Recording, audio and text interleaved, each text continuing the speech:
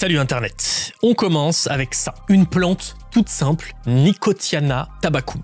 Elle est originaire d'Amérique et est cultivée depuis des siècles par les peuples autochtones. À l'époque, c'est une plante sacrée, on la fume, on l'infuse, on l'utilise pour des rituels thérapeutiques ou en offrande aux esprits. Et puis, à la fin du XVe siècle, les Européens débarquent. Au fil des années, des navigateurs ramènent des feuilles en Europe, mais c'est surtout Jean Nicot, un diplomate français du XVIe siècle, qui va tout faire basculer. On a un petit indice avec son nom de famille, Nicot, qui va donner nicotine. Ce gars envoie des graines à Catherine de Médicis, et c'est un carton absolu. La plante envahit les cours royales, on lui prête des vertus médicinales, capables de tout guérir. Après, faut pas croire que tout le monde trouve ça génial. Par exemple, au tout début du XVIIe siècle, le roi anglais Jacques Ier a écrit un traité où il exprime son dégoût pour le tabac. Mais la mode résiste, et en moins d'un siècle, Nicotiana tabacum est partout en Europe. Au XVIIIe et XIXe siècle, le commerce du tabac explose. Les plantations se multiplient et au XXe siècle, on invente la cigarette industrielle qui devient un produit de masse. Par exemple, cette machine, inventée par James Bonsack en 1880, permettait de produire 200 cigarettes par minute. On est en 1880, ça fait 120 000 cigarettes pour une journée de 10 heures. Et derrière cette petite feuille verte se cache un empire mondial et mortel déjà en train de se former.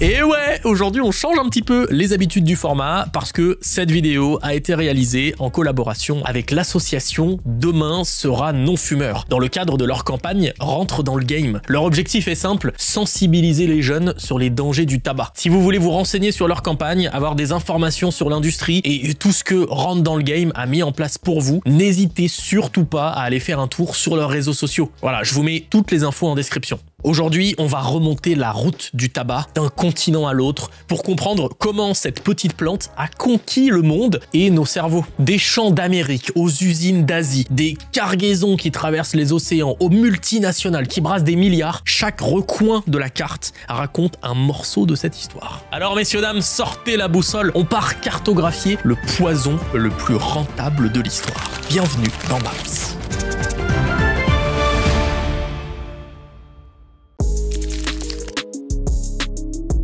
À notre époque, la feuille sacrée a disparu derrière une machine mondiale. Plus de 120 pays cultivent le tabac sur plus de 3 millions d'hectares. 3 millions d'hectares. Ça te parle pas?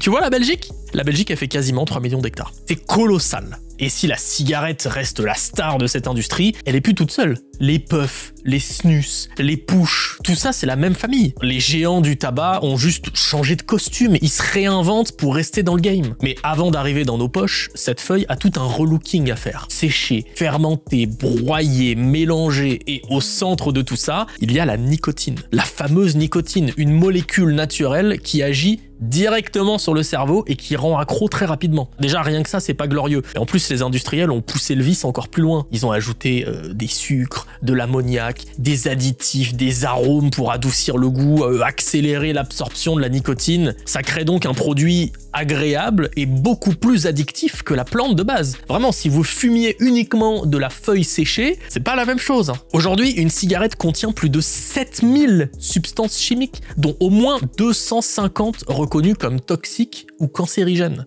Et pourtant, l'industrie continue de tourner à plein régime. C'est un truc hyper dangereux qui n'a absolument aucun bénéfice sur la santé, mais ça continue.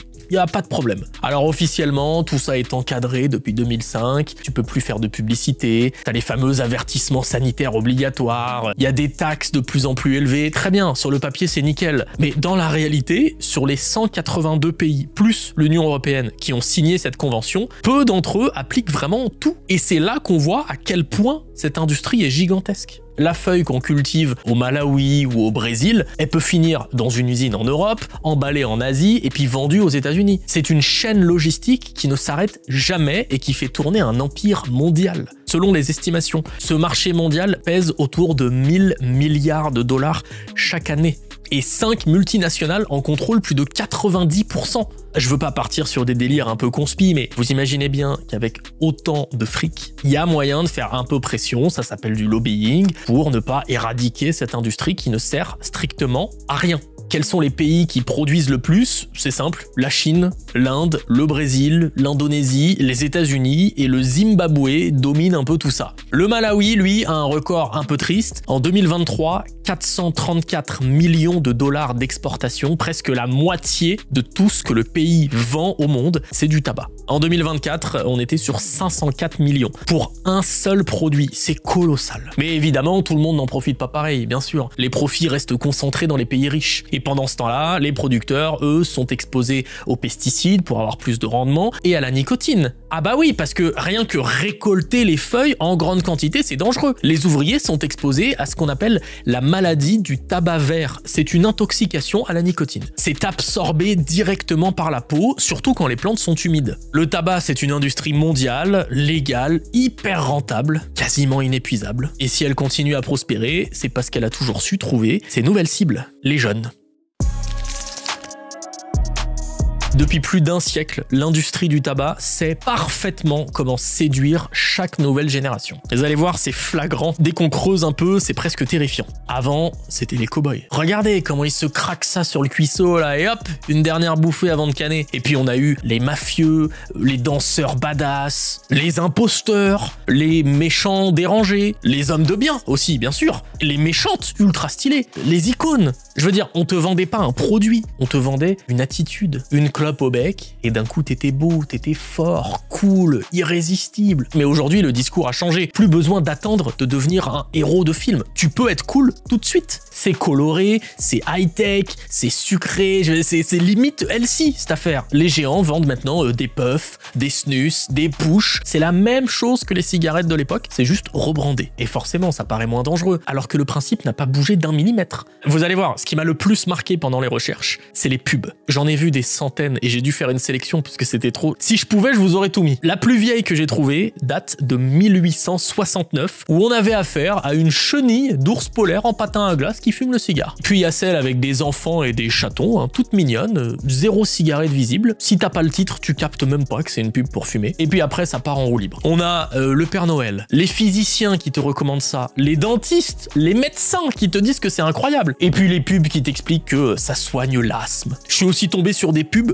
uniquement à destination des femmes. Et je vous préviens, pour certaines, c'est un concept. On parle de cigarettes, hein, je vous rappelle. Et puis il y a celles qui se passent de commentaires. Au milieu de tout ça, on a les pubs qui mettent en scène des stars, et puis évidemment, celles avec des bébés dessus. Sans mauvais jeu de mots, il y avait clairement zéro filtre. Et c'est pas tout. Les dessins animés, les gars. Cruella, le Capitaine Crochet, Hades, Pinocchio, tous avec leur petite clope tranquille. 30 ans après les avoir vus, je me rends compte qu'en étant gamin, on me montrait déjà dans ce que je regardais que les cigarettes c'était trop cool. Et à la télé aussi, c'était la fête. Aquarium en direct, débat politique, émission où on fait essayer ça à un enfant. C'est lunaire, l'histoire de la communication autour de ce produit. Bon, si je vous montre tout ça, c'est pour qu'on mesure à quel point la cigarette a été normalisée pendant des décennies. Tant que personne ne remet ça en question, bah ça reste normal. Les générations se succèdent sans que ça change. C'est seulement en 2007, les gars, qu'on a interdit la cigarette dans les lieux publics en France. De 1, c'est super récent, et de 2, bah ça a poussé les géants du tabac à s'adapter. Tu peux plus fumer où tu veux, pas grave. Tu peux toujours vapoter, ça me termine. Les publicités directes sont interdites, vous inquiétez pas. On va passer par des tutos, des unboxings, des hashtags, des vidéos virales, et ça marche. En France, un ado sur 10 a déjà testé une puff. Ce marché explose parce qu'il touche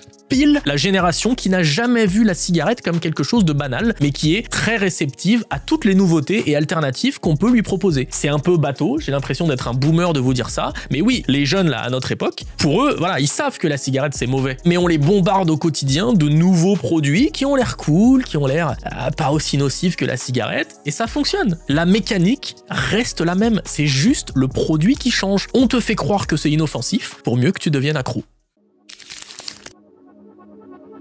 Mais si tu fais un tout petit peu l'effort de gratter là, le vernis marketing, il y a une réalité beaucoup plus sombre. Aujourd'hui, le tabac tue plus de 8 millions de personnes chaque année dans le monde. 8 millions, c'est impossible à se représenter ce que ça fait. Dites-vous, en France, c'est 75 000 personnes. Vous voyez le Stade de France, hein, les grosses finales de foot, etc. Imaginez que le stade est quasiment plein. Il y a du monde partout. Tu claques des doigts, ils meurent tous. Une fois par an, il y a un Stade de France qui meurt à cause de la clope. C'est l'équivalent de La Rochelle qui disparaît tous les ans. C'est une énorme ville française. à cause d'un produit qui, encore une fois, ne sert à rien. Et non, fumer, c'est pas juste une mauvaise habitude, on l'a vu, c'est une addiction biologique. Forcément, moi je veux vraiment pas jeter la pierre à tous ceux qui sont accros, je sais pertinemment ce que c'est une addiction biologique. C'est extrêmement compliqué de s'en tirer. C'est pour ça que la base, c'est déjà de pas devenir accro. Parce qu'une fois qu'on l'est, c'est extrêmement complexe. Moi, je me demande depuis des années comment un truc pareil peut encore être légal. Eh bien, parce que le tabac s'est imposé avant qu'on en mesure les dégâts. À partir du moment où un truc est normalisé, même si tu découvres plus tard que c'est pas bien, c'est très compliqué de l'interdire. Les premières études sérieuses qui ont prouvé le lien entre tabac et cancer datent des années 1950-1960. C'était trop tard. Des millions de gens étaient déjà dépendants. Des États vivaient de cette économie-là. Vous imaginez si demain on dit au Malawi, il n'y a plus d'industrie du tabac, mais le pays s'écroule. Je veux dire, les industries étaient déjà trop puissantes à l'époque. Et quand tu regardes le matraquage qu'on a subi pendant un siècle pour nous faire croire que c'était cool, c'était normal, voire c'était bon pour la santé, il faut du temps pour déconstruire tout ça. C'est là que la prévention entre en jeu et les campagnes, les associations, les gens qui expliquent, qui montrent ce qu'il y a derrière les belles images, derrière les slogans. Parce qu'au fond, comprendre comment tout ça fonctionne, c'est déjà reprendre un peu de pouvoir sur ce qu'on consomme. En un siècle, on est passé d'une plante sacrée à une industrie qui pèse des milliards. On est passé d'un rituel spirituel à un business calibré pour créer de la dépendance. Le tabac, c'est peut-être l'un des produits les plus rentables de l'histoire, mais aussi l'un des seuls à tuer la moitié de ses clients. Alors forcément, pour que le système tourne, il faut bien en créer de nouveaux, des clients. Bon, la bonne nouvelle, c'est qu'une fois qu'on comprend leur méthode, on sort déjà un peu du piège. Et ça, c'est pas mal. Voilà, ça me tenait à cœur de vous faire cette vidéo. Je trouve que c'est important d'avoir des voix un petit peu dans ce domaine. N'hésitez pas à me dire en commentaire vos témoignages. J'en ai pas parlé, mais moi, à titre personnel, c'est un sujet qui me touche particulièrement et qui est très important pour moi. Allez voir si vous avez le temps, si ça vous intéresse, ce que propose l'association Demain sera non-fumeur. C'est vraiment cool. N'hésitez pas à aller faire un tour sur leurs réseaux, que ça soit YouTube Shorts, Instagram, TikTok. Je vous mets leur lien Linktree en description, en commentaire épinglé, comme ça vous avez accès à tout. Faites-moi confiance, allez voir. Et puis surtout, partagez cette vidéo autour de vous. Si vous avez des copains, de la famille, des gens que ça peut intéresser et à qui ça peut parler, c'est le moment de faire cette bonne action. Nous, on se retrouve évidemment très bientôt pour une grosse vidéo que je veux vous faire depuis très longtemps sur cette chaîne. Je m'étais écrit dans mon texte là que je vous en dis pas plus, mais je peux vous le dire si vous avez tenu jusque-là dans la vidéo. Les gars, la semaine prochaine, on se tape un 197. Ça va être une folie. Mettez votre réveil pour la semaine prochaine. Très bon dimanche. Salut, Internet.